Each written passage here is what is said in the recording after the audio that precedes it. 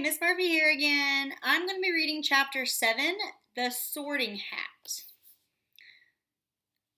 The door swung open at once. A tall, black-haired witch in emerald green robes stood there. She had a very stern face, and Harry's first thought was that this was not someone to cross. "The first years, Professor McGonagall," said Hagrid. "Thank you, Hagrid. I will take them from here." She pulled the door wide. The entrance hall was so big you could have fit the whole of the Dursleys' house in it. The stone walls were lit with flaming torches like the ones at Gringotts. The ceiling was too high to make out, and a magnificent marble staircase facing them led to the upper floors. They followed Professor McGonagall across the flagstone floor. Harry could hear the drone of hundreds of voices from a doorway to the right. The rest of the school must already be here, but Professor McGonagall shoved the first years into a small, empty chamber of the hall. They crowded in, standing rather closer together than they would usually have done, peering about nervously. "Welcome to Hogwarts," said Professor McGonagall. "The start of term banquet will begin shortly, but before you take your seats in the Great Hall, you will be sorted into your houses. The sorting is a very important ceremony because while you are here, your house will be something like your family within Hogwarts. You will have classes with the rest of your house, sleep in your house dormitory, and spend free time in your house common room. The first houses are called Gryffindor, Hufflepuff, Ravenclaw, and Slytherin. Each house has its own noble history, and each has produced outstanding witches and wizards. While you are at Hogwarts, your triumphs will earn your house points, while any rule breaking will lose house points. At the end of the year, the house with the most points is awarded the House Cup, a great honor. I hope each of you will be a credit to whichever house becomes yours. The sorting ceremony will take place in a few minutes in front of the rest of the school. I suggest you all smarten yourselves up as much as you can while you are waiting." Her eyes lingered for a moment at Neville's cloak, which was fastened under his left ear, and on Ron's smudged nose. Harry nervously tried to flatten his hair. "I shall return when we are ready for you," said Professor McGonagall. "Please wait quietly." She left the chamber. Harry swallowed. "How exactly do they sort us into houses?" he asked Ron. "Some sort of test, I think. Fred said it hurts a lot, but I think he was joking." Harry's heart gave a horrible jolt. A test? In front of the whole school? But he didn't know any magic yet. What on earth would he have to do? He hadn't expected something like this the moment they arrived. He looked around anxiously and saw that everyone else looked terrified. No one was talking much except Hermione Granger, who was whispering very fast about all the spells she learned and wondering which one she'd need. Harry tried hard not to listen to her. He'd never been more nervous. Never. Not even when he had to take a school report home to the Dursleys saying that he somehow turned his teacher's wig blue. He kept his eyes fixed on the door. Any second now, Professor McGonagall would come back and lead him into his doom. Then something happened that made him jump about a foot in the air. Several people behind him screamed. "What the?" he gasped. So did the people around him. About 20 ghosts had just streamed through the back wall. Pearly white and slightly transparent, they glided across the room, talking to one another and hardly glancing at the first years. They seemed to be arguing. What looked like a fat little monk was saying, "Forgive and forget, I say. We ought to give him a second chance." "My dear Friar, haven't we given Peeves all the chances he deserves? He gives us all a bad name, and he's not really even a ghost. I say, what are you all doing here?" A ghost wearing a ruff and tights had suddenly noticed the first years. Nobody answered. "New students," said the fat friar, smiling around at them. "About to be sorted, I suppose." A few people nodded mutely. "Hope to see you in Hufflepuff," said the friar. "My old house, you know." "Move along now," said a sharp voice. The sorting ceremony's about to start." Professor McGonagall had returned. One by one, the ghosts floated away through the opposite wall. "Now form a line," Professor McGonagall told the first years, "and follow me." Feeling oddly as though his legs had turned to lead, Harry got into line behind a boy with sandy hair, with Ron behind him, and they walked out of the chamber, back across the hall, and through a pair of double doors into the Great Hall. Harry had never even imagined such a strange and splendid place. It was lit by thousands and thousands of candles that were floating in mid-air over 4 long tables, where the rest of the students were sitting. These tables were laid with glittering gold plates and goblets. At the top of the hall was another long table where the teachers were sitting. Professor McGonagall led the first years up there so that they came to a halt in a line facing the other students, the teachers behind them. The hundred of faces staring at them looked like pale lanterns in the flickering candlelight. Dotted here and there among the students, the ghost shone misty silver. Mainly to avoid all the staring eyes, Harry looked upward and saw a velvety black ceiling dotted with stars. He heard Hermione whisper, It's bewitched to look like the sky outside. I read about it in Hogwarts of History." It was hard to believe there was a ceiling there at all, and that the great hall didn't simply open up to the heavens. Harry quickly looked down at Professor McGonagall, silently placed a four-legged stool in front of the first years. On top of the stool she put a pointed wizard's hat. This hat was patched and frayed and extremely dirty. Aunt Petunia wouldn't have let it in the house. Maybe she had to try and get a rabbit out of it. Harry thought wildly that seemed the sort of thing. Noticing that everyone in the hall was now staring at the hat, he stared at it too. For a few seconds there was complete silence. Then the hat twitched. A rip near the brim opened wide like a mouth, and the mouth began to sing. "Oh, you may not think I'm pretty, but don't judge on what you see. I'll eat myself if you can find a smarter hat than me. You can keep your bowlers black, your top hat sleek and tall, for I'm the Hogwarts sorting hat, and I can cap them all. There's nothing hidden in your head the sorting hat can't see, so try me on and I'll tell you where you ought to be. You might belong in Gryffindor, where dwell the brave at heart. Their daring nerve and chivalry set Gryffindors apart. You might belong in Hufflepuff, where they are just and loyal. Those patient Hufflepuffs are true and unafraid of toil. Or yet in wise old Ravenclaw, if you've a ready mind, where those of wit and learning will always find their kind. Or perhaps in Slytherin you'll make your real friends. Those cunning folk use any means to achieve their ends. So put me on, don't be afraid, and don't get in a flap. You're in safe hands, though I have none, for I'm a thinking cap." The whole hall burst into applause as the hat finished its song. It bowed to each of the four tables and then became quite still again. "So we've just got to try on the hat," Ron whispered to Harry. "I'll kill Fred. He was going on about wrestling a troll." Harry smiled weakly. Yes, trying on the hat was a lot better than having to do a spell, but he did wish they could have tried it on without everyone watching. The hat seemed to be asking rather a lot. Harry didn't feel brave or quick-witted or any of it at the moment. If only the hat had mentioned a house for people who felt a bit queasy, that would have been the one for him. Professor McGonagall now stepped forward holding a long roll of parchment. "When I call your name, you will put on the hat and sit on the stool to be sorted," she said. "Abbott Hannah." A pink-faced girl with blonde pigtails stumbled out of line, put on the hat, which fell right down over her eyes, and sat down. A moment's pause. "Hufflepuff!" shouted the hat. The table on the right cheered and clapped as Hannah went to sit down at the Hufflepuff table. Harry saw the ghost of the fat friar waving merrily at her. "Bones, Susan!" "Hufflepuff!" shouted the hat again, and Susan scuttled off to sit next to Hannah. "Boot, Terry!" "Ravenclaw!" The table second from the left clapped this time. Several Ravenclaws stood up to shake hands with Harry as he joined them. Brocklehurst Mandy went to Ravenclaw too, but Brown Lavender became the first new Gryffindor, and the table on the far left exploded with cheers. Harry could see Ron's twin brothers catcalling. Bulstrode Millicent then became a Slytherin. Perhaps it was Harry's imagination, after all he heard about Slytherin, but he thought they looked like an unpleasant lot.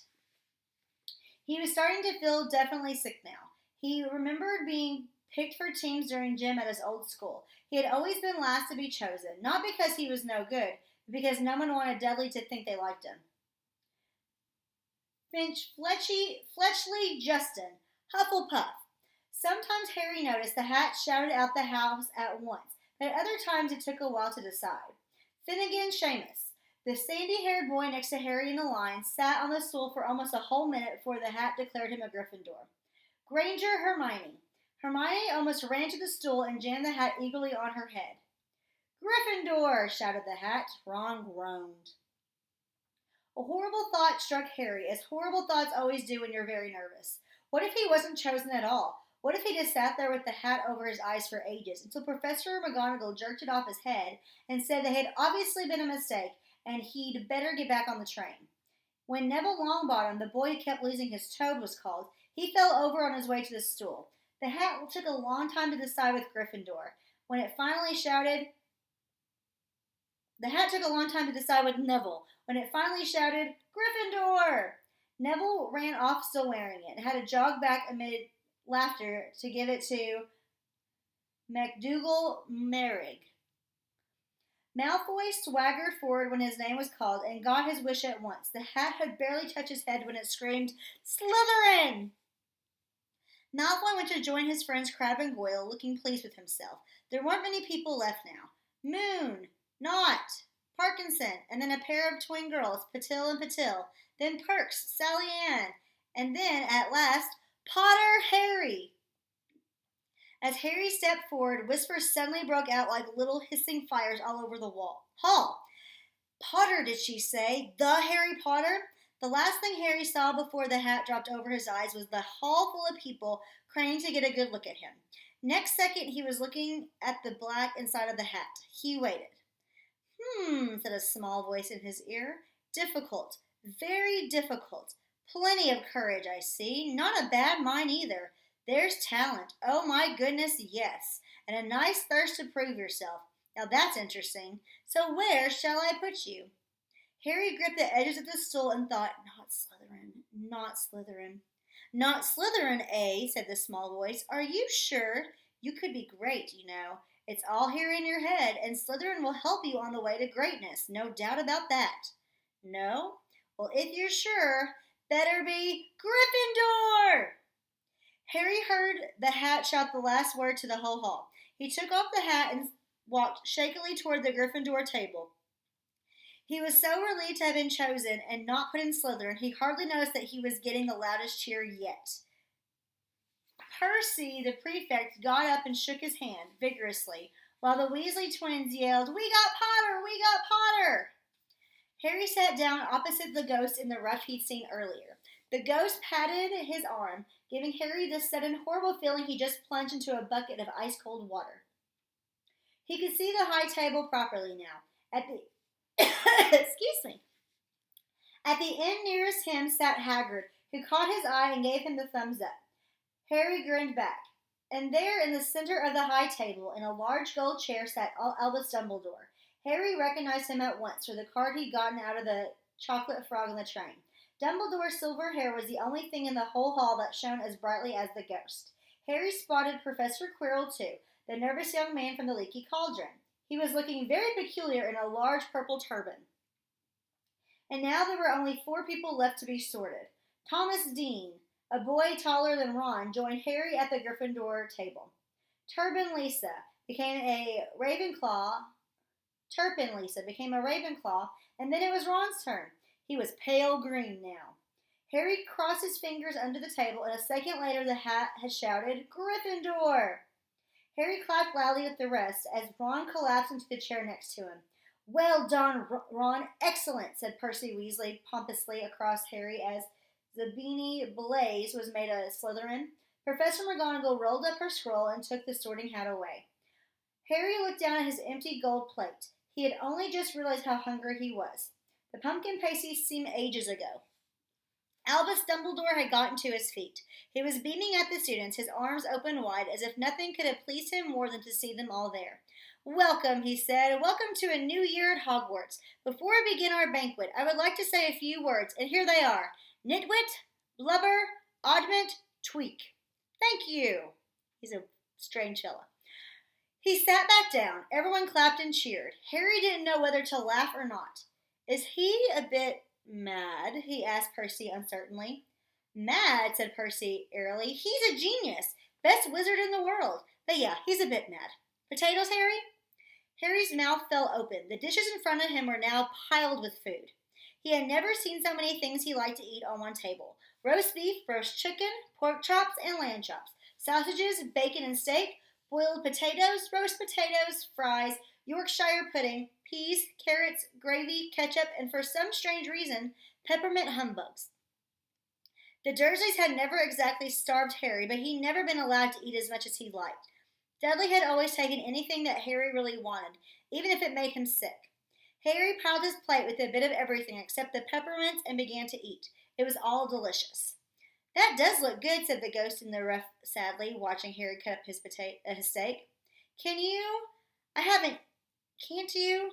I haven't eaten for nearly 500 years, said the ghost. I don't need to, of course, but one does miss it. I don't think I've introduced myself. Sir Nicholas de Mimsy Porpenton, at your service, resident ghost of Gryffindor Tower. I know who you are, said Ron suddenly. My brothers told me about you. You're nearly Headless Nick. I would prefer you to call me Sir Nicholas de Mimsy, the ghost began stiffly, but sandy-haired Seamus Finnegan interrupted. Nearly headless? How can you be nearly headless? Sir Nicholas looked extremely miffed, as if their little chat wasn't going at all the way he wanted. Like this, he said irritably. He seized his left ear and pulled. His whole head swung off his neck and fell onto his shoulder as if it was on a hinge. Someone had obviously tried to behead him, but not done it properly. Looking pleased at the stunned looks on their faces, nearly headless Nick flipped his head back onto his neck, coughed, and said, So, new Gryffindors, I hope you're going to help us win the house championship this year. Gryffindors have never gone so long without winning. Slytherins have got the cup 6 years in a row. The Bloody Baron's becoming almost unbearable. He's the Slytherin ghost. Harry looked over at the Slytherin table and saw a horrible ghost sitting there with blank, staring eyes, a gaunt face, and robes stained with silver blood. He was right next to Malfoy, who Harry was pleased to see didn't look too pleased with the seating arrangements. How do you get covered in blood? Asked Seamus with great interest. I've never asked, said nearly headless Nick delicately. When everyone had eaten as much as they could, the remains of the food faded from the plates, leaving them sparkling clean as before. A moment later, the desserts appeared. Blocks of ice cream in every flavor you could think of, apple pies, treacle tarts, chocolate eclairs and jam donuts, trifle, strawberries, jello, rice pudding. As Harry helped himself to a treacle tart, the talk turned to their families. I'm half and half, said Seamus. Me dad's a muggle. Mom didn't tell him she was a witch till after they were married. Bit of a nasty shock for him. The others laughed. What about you, Neville? Said Ron. Well, my gran brought me up, and she's a witch, said Neville. But the family thought I was all muggle for ages. My great-uncle Algie kept trying to catch me off guard and force some magic out of me. He pushed me off the end of a Blackpool pier once. I nearly drowned. But nothing happened until I was 8. Great-uncle Algie came round for dinner, and he was hanging me out of the upstairs window by my ankles when my great-auntie Enid offered him a meringue, and he accidentally let go. But I bounced all the way down the garden into the road. They were all pleased. Gran was crying. She was so happy. And you should have seen their faces when I got in here. They thought I may not be magic enough to come, you see. Great-uncle Algie was so pleased he bought me my toad. On Harry's other side, Percy Weasley and Hermione were talking about lessons. I do hope they start right away. There's so much to learn. I'm particularly interested in transfiguration. You know, turning something into something else. Of course, it's supposed to be very difficult. You'll be starting small, just matches into needles and that sort of thing. Harry, who was starting to feel warm and sleepy, looked up at the high table again. Professor McGonagall was talking to Professor Dumbledore. Professor Quirrell, in his absurd turban, was talking to a teacher with greasy black hair, a hooked nose, and sallow skin. It happened very suddenly. The hook-nosed teacher looked past Quirrell's turban straight into Harry's eyes, and a sharp, hot pain shot across the scar on Harry's forehead. Ouch! Harry clapped a hand to his head. What is it? Asked Percy. Nothing. The pain had gone as quickly as it had come. Harder to shake off was the feeling Harry had gotten from the teacher's look, a feeling that he didn't like Harry at all. Who's that teacher talking to Professor Quirrell? He asked Percy. Oh, you know Quirrell already, do you? No wonder he's looking so nervous. That's Professor Snape. He teaches potions, but he doesn't want to. Everyone knows he's after Quirrell's job. Knows an awful lot of the dark arts, Snape.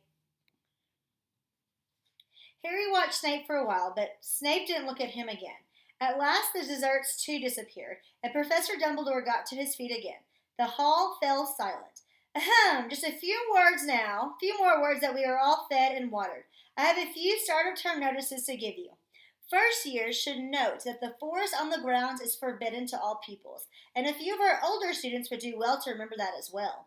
Dumbledore's twinkling eyes flashed in the direction of the Weasley twins. I have also been asked by Mr. Filch, the caretaker, to remind you all that no magic should be used between classes in the corridors.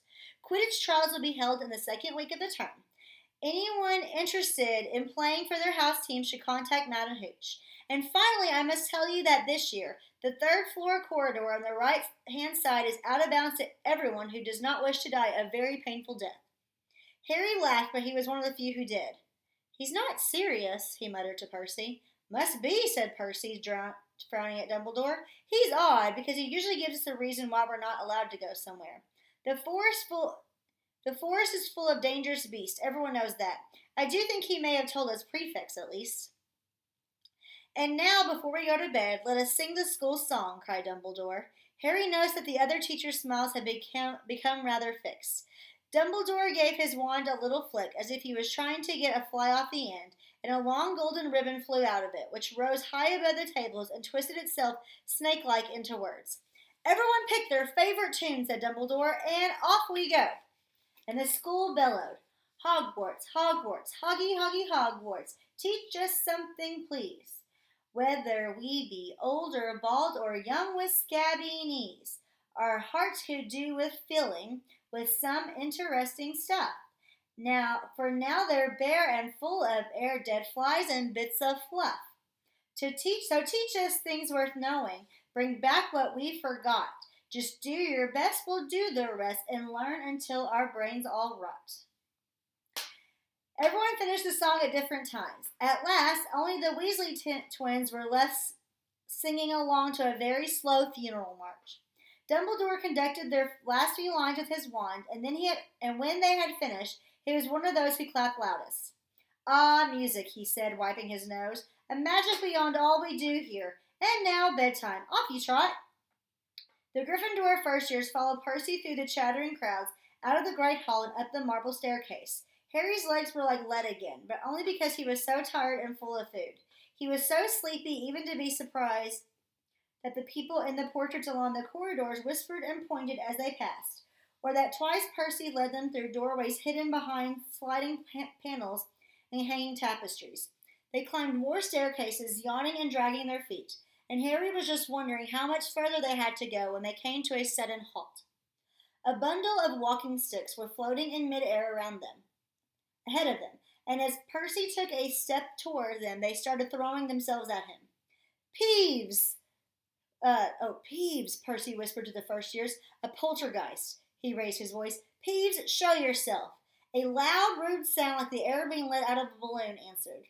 Do you want me to go get the Bloody Baron?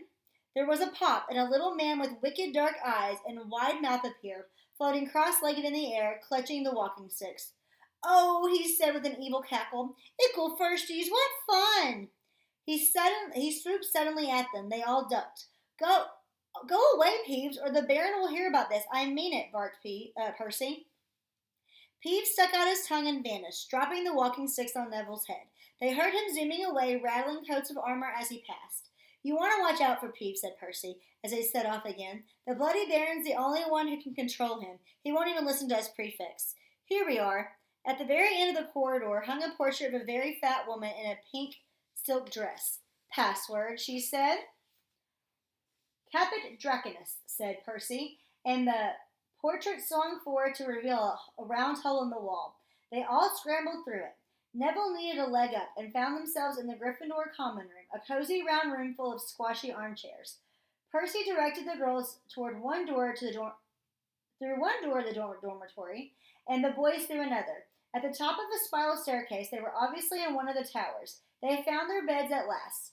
5 four-posters hung with deep red velvet curtains. Their trunks had already been brought up. Too tired to talk much, they pulled out their pajamas and fell into bed. Great food, isn't it? Ron muttered to Harry through the hangings. Get off, Scabbers. He's chewing my sheets. Harry was going to ask Ron if he had any of the treacle tart, but he fell asleep almost at once. Perhaps Harry had eaten a bit too much because he had a very strange dream. He was wearing Professor Quirrell's turban, which kept talking to him, telling him he must transfer to Slytherin at once because it was his destiny. Harry told the turban he didn't want to be in Slytherin. It got heavier and heavier. He tried to pull it off, but it tightened painfully, and there was Malfoy laughing at him as he struggled with it. Then Malfoy turned into the hook-nosed teacher Snape, whose laugh became high and cold. There was a burst of green light, and Harry woke, sweating and shaking. He rolled over and fell asleep again, and when he woke next day, he didn't remember the dream at all. Bye.